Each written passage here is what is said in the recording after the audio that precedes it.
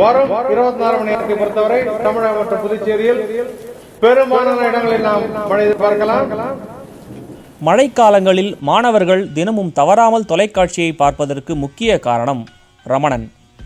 வருணனும் ரமணனும் ஏதாவது நல்ல செய்தி சொல்வார்கள் என்று பள்ளி கல்லூரி மாணவர்கள் காத்திருந்த காலங்கள் முடியப் போகின்றன. ஆம், திரு ரமணன் ஓய்வு பெறும் நேரம் வந்துவிட்டது. வானிலை அறிவிப்பை தமிழில் எளிமைப்படுத்தி விளக்கியதில் ரமணனின் பங்கு மிக முக்கியமானது. அவர் ஓய்வு பெறப்போகிறார் என்றதுமே அவரை கௌரவப்படுத்தும் மீம்கள் சமூக வலைதளங்களில் பரவ ஆரம்பித்துவிட்டன.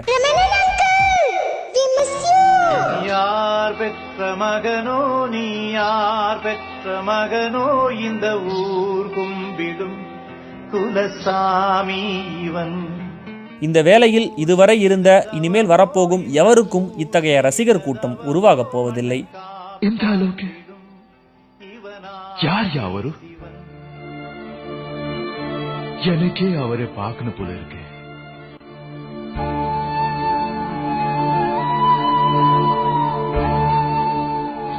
வரலாறு காணாத பெருமழையில் பரபரப்பாக இருந்தவர் வெயில் தொடங்கிவிட்ட நிலையில் இன்றோடு ஓய்வு பெற இருக்கிறார்.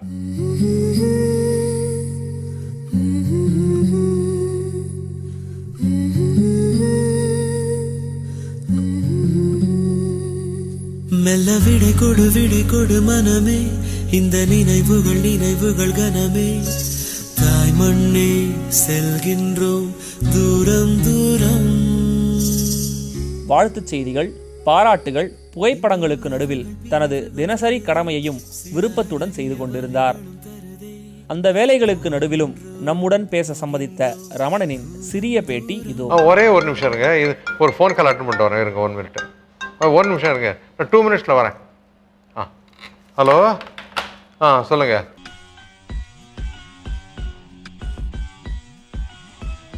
சித்திரமும் கைப்பழக்கம், செந்தமிழும் நாப்பழக்கம்னு சொல்லுவாங்க.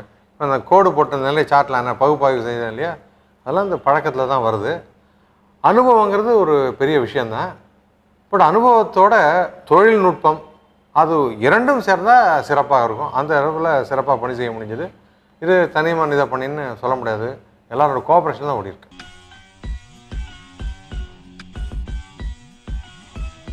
எங்கே ஊரில் போனாலும் எந்த இடத்துல போனாலும் எப்படி சௌக்கியமாக இருக்கீங்களா, ஹாப்பியாக இருக்கீங்களா இருக்கு, யாருமே நெகட்டிவாகவே இல்லை. Everybody has been positive towards me. That is certainly ஒரு பெரிய விஷயம். அது எல்லாம் தானே தான் நான் ஜென்ரலாக சொல்லுவேன். ஏன்னா அந்த கண்டினியூஸாக ஐ குட் சேவ் லைஃப். அந்த ப்ராட்காஸ்ட் பண்ணி ரேடியோவில் போனது தான் நிறைய பேர் வெளியில் வரல.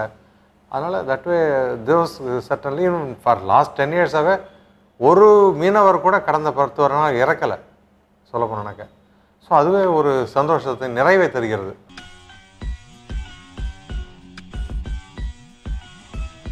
ஃபோர்காஸ்ட் தப்பாக போகிறதுனா, இப்போ ஒரு சில இடங்களில் மழை பெய்யுன்னு சொல்கிறோம். அது 25% 49% வரலும் இடங்களில் மழை பெய்யுன்னு அர்த்தம். ஸோ அப்போ எல்லா ஊர்லேயும் மழை பெய்யுன்னு அர்த்தம் கிடையாது. ஸோ அந்த அளவுக்கு புரிஞ்சுக்கணும். அதுதான் எல்லா ஊரும் இந்த ஊரில் பெய்யும் அந்த ஊரில் பெய்யணும்னு நம்ம சொல்ல முடியாது அந்த 1 மினிட்டில். பொதுவாக உள் தமிழகம், வட தமிழகம், தென் தமிழகம் அப்படின்னு சொல்லுவான், தென் உள் மாவட்டங்கள் அப்படின்னு சொல்லுவான். அப்புறம் எந்த டிஸ்ட்ரிக்டில் மழை பெய்யுங்கிற டவுட் வரும். அப்போ இணையதளத்துக்கு போய்ட்டு எங்கள் இணையதளத்தில் போட்டிருப்போம், இந்த மாவட்டத்தில் இன்றைக்கி மழை பெய்யுமா இல்லையா, மழை பெய்தால் கனமழையாக இருக்குமா, மிக கனமழையாக இருக்குமா, அதிக கனமழையாக இருக்கும் கொடுத்துருப்போம். அதை பார்த்துட்டா போகிறோம். அடுத்தது அந்த 1 மினிட்டில் அந்த 32 மாவட்டத்தை சொன்னாலும் மக்களுக்கு நிற்காது. ஸோ இப்படி தான் ஒரு ப்ராடாக இதில் கொடுக்க முடியும். ஃபர்தர் டீட்டெயில் அதில் போகணும். அதுதான்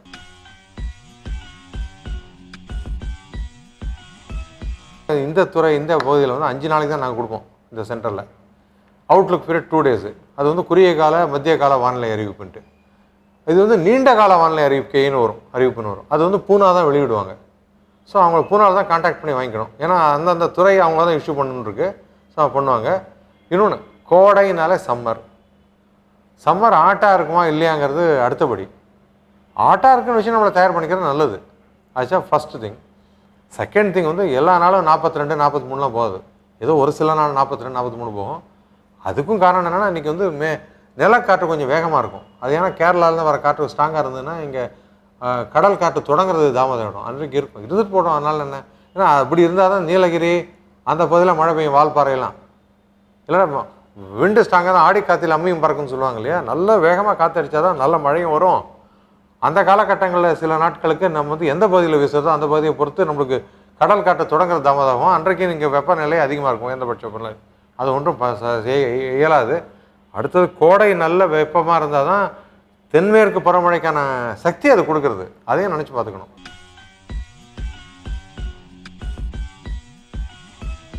கிளைமேட் சேஞ்ச், காலநிலை மாற்றம் வந்து தவிர்க்க முடியாதது.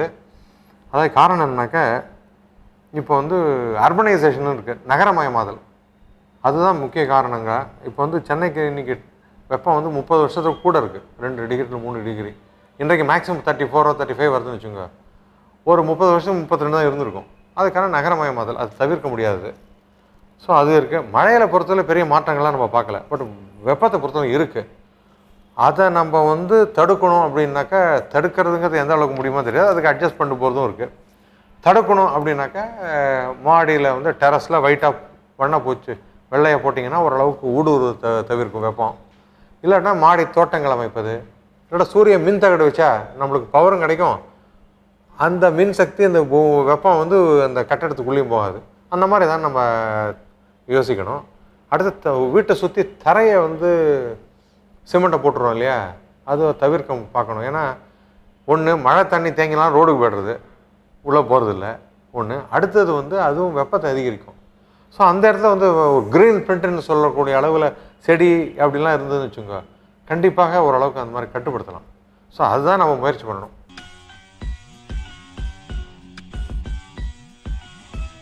அதாவது பஞ்சாங்கத்தில் நான் ஃபாலோ பண்ணுறதுலாம் நல்லா அதை பற்றி சொல்ல முடியல. அப்படி இருக்கும், அதில் எதுவுமே இல்லைங்கிறது கிடையாது. பட் நான் வந்து அதை பயன்படுத்தினது இல்லை. ஸோ அதை பயன்படுத்தாத போது அதை பற்றி சொல்கிறதுக்கு நான் ஒன்றும் இல்லை. அதுதான்.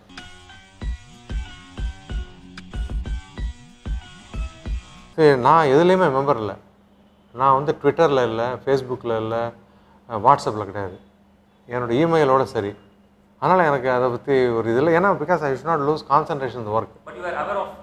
பீப்புள் யாரும் காட்டுவாங்க இப்படி வந்துருக்கு சார், அப்படி அப்படியே அதோட சரி, தட்ஸ் ஆல். ஏன்னா famous but slow decaying even this shall pass அவேமாங்க.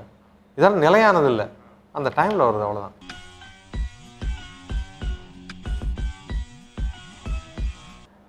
Ramanasramam அப்படிலாம் போவேன். ஸோ அந்த ஆட்டிடியூட் வந்துருக்கு. சரி, எதுவும் நிலையானது இல்லை. நம்ம எதையான எடுத்துட்டோம்னா வச்சுங்க, அது வந்து வெற்றியோ தோல்வியோ நம்மளை பாதிக்கும். எதையுமே நம்ம எடுத்துக்கிட்டால் எதுவுமே பாதிக்காது நம்மளுக்கு. அதுதான் முக்கியமானது. அடுத்து உண்மையில் அந்த ஆட்டிடியூட் வந்து வச்சுங்க, நம்மளுக்கு பயங்கரமான சந்தோஷமும் அந்த திளைச்சியும் போக மாட்டோம். அதுபோது அதே மாதிரி சோகம் வந்தாலும் நம்ம ஏற்றுக்கொள்ளக்கூடிய மனப்பக்குவம் இருக்கும். ஸோ அந்த நிலைக்கு நம்ம வந்துடலாம்.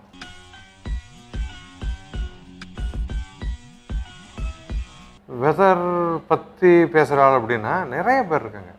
நிறைய வெளிநாட்டுக்காரங்களாம் இருக்காங்க, நம்ம நாட்டிலே இருக்காங்க. எங்கள் துறையிலேயே பணியாற்றியவர்கள், ரொம்ப சின்சியரான இருந்த ஆளுங்கள்லாம் இருக்காங்க. எல்லாம் அவங்களாம் முன்னோடிகள் தான், சந்தேகம் இல்லை. ராகவன் ஒருத்தர் இருந்திருக்காரு, கிட்டத்தட்ட 82 வயசு.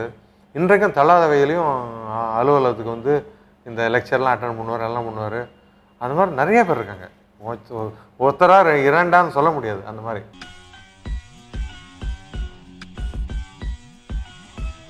அட்வைஸ்லாம் ஒன்றும் சொல்கிறதுக்கு இல்லை. இப்போது நான் பண்ணுறேன் அப்படின்னாக்கா, எனக்கு வந்து ஒரு பின்புலம் இருக்குது. இந்த இடத்துல இந்த சேட்டலைட் பிக்சர், ரேடார் பிக்சர், சில அறிஞர்களோட பேசி எல்லாம் சேர்ந்து கலவையாக தான் நான் கொடுக்குறேன். அந்த மாதிரி தான் வேணும். தவிர நம்மளுக்கு எதான உபகரணங்கள் இருக்கா, வீட்டில் கருவிகள் இருக்கா, எதை வைத்து கொண்டு சொல்கிறோம் அப்படின்னு பார்க்கணும். அதுதான்.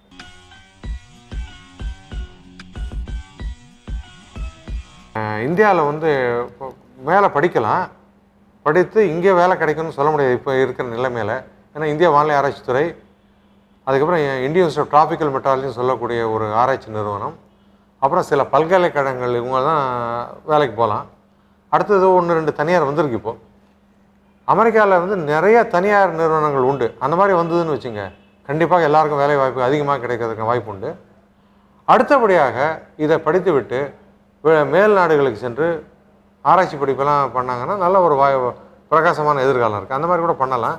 ஆனால் படித்தானா ஐஐடி டெல்லி, ஐஐடி கரக்பூர் தான் படிக்கணும். அந்த மாதிரி இடங்களில் படித்தா அங்கே வந்து எம்டெக் அட்மாஸ்பியரிக் சயின்ஸ்னு சொல்கிறாங்க. ஸோ அந்த முது அறிவியல் பட்டத்தை இப்போ வாங்கினாங்கன்னா, தொழில்நுட்ப பட்டத்தை வாங்கினா மேலே போகலாம், கண்டிப்பாக வாய்ப்புகள் இருக்குது.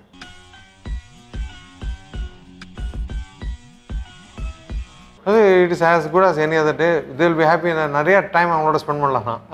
ஏன்னா சாட்டர்டே சண்டேலாம் ஆஃபீஸ்க்கு வந்துட்டு இருந்தேன் இல்லையா, இனிமேல் I will spend more time with them. அப்புறம் பையன் ஒரு டெல்லியில் இருக்கானா அவனோட போய் கூட இருக்கலாம். நான் அதுக்கெல்லாம் எனக்கு ஆப்பர்ச்சுனிட்டி கிடைக்கும்.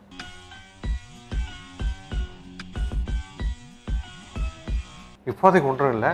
அதுக்கப்புறம் பள்ளிகள் கல்லூரிகள்லாம் ஒரு விழிப்புணர்வு ஏற்படுத்துறதுக்காக ஒரு உரையாடல் மாதிரி சிறிய அளவில் கண்டிப்பாக நடத்துவேன். எது வந்தாலும் ஒரு 1 இயர் கழிச்சு அப்புறம் பார்த்துக்கலாம். பட் இந்த உரையாடலாம் கண்டினியூஸாக இருக்கும். அதாவது ஒரு ஃபியூ மந்த்ஸ்க்கு அப்புறம் கண்டிப்பாக ஒவ்வொரு இடத்துக்கு போவேன்.